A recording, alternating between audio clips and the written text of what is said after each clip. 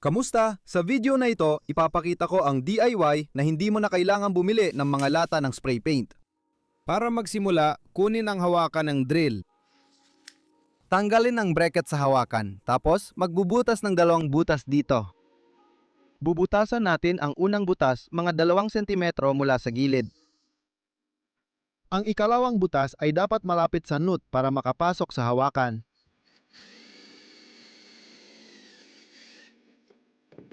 Ngayon, ang unang butas ay kailangang palakihin gamit ang drill bit na 10 mm. Kailangan din para sa paggawa nito ang isang plastic na bote kung saan kailangang putulin ang leeg.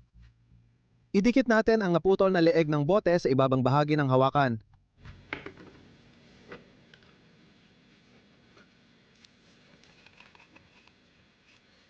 Kailangan butasan ng takip at ipasok doon ng connector para sa power supply.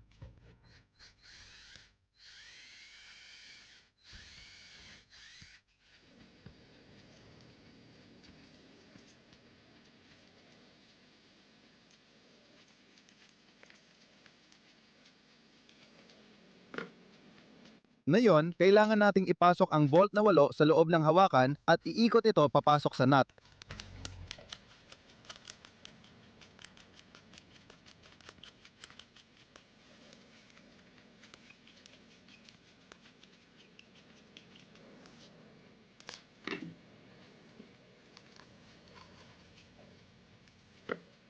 Sunod, kailangan natin ng clamp na may nut na 8.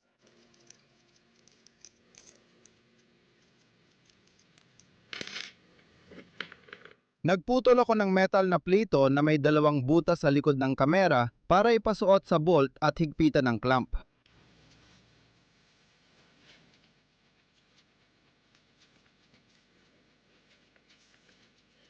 Sa ibabaw, ilalagay natin ang maliit na kompresor na laruan at higpitan gamit ang ikalawang bahagi ng clamp.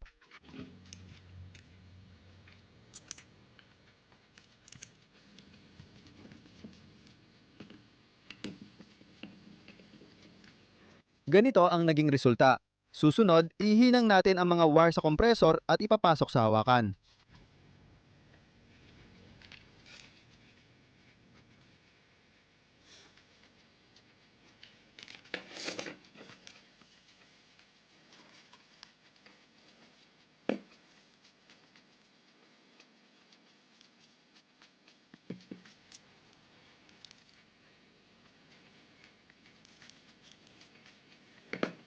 Sa isa pang butas, kailangan nating ipasok ang button na may nakahinang na mga wire.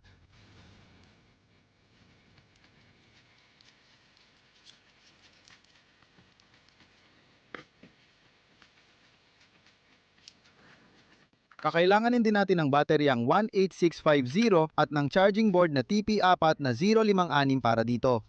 Ngayon, kailangan nating isolder lahat ito ayon sa diagram na ipinapakita sa screen. Ilagay natin lahat sa hawakan at isara ang takip. Pagpapatuloy.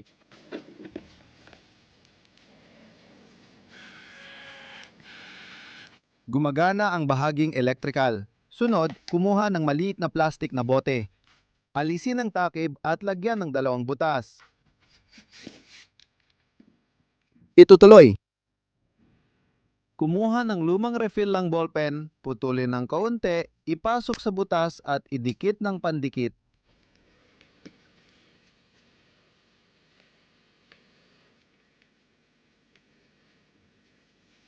Lagyan natin ng pintura at solvent ang bote.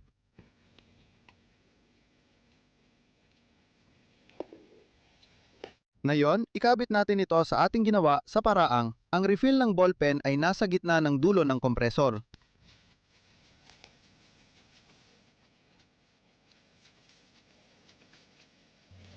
Tapos na tayo. Panurin nyo ngayon kung paano gumagana ang aparatong ito. Makikita ninyo, naging mini spray gun ito na pwedeng gamitin sa pagpinta ng maliliit na pyesa.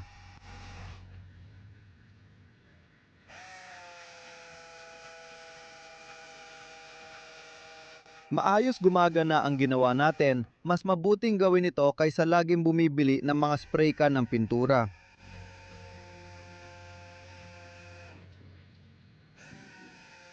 Maganda ang spray ng pintura ng aparatong ito, pero nakadepende pa rin sa paghahalo ninyo.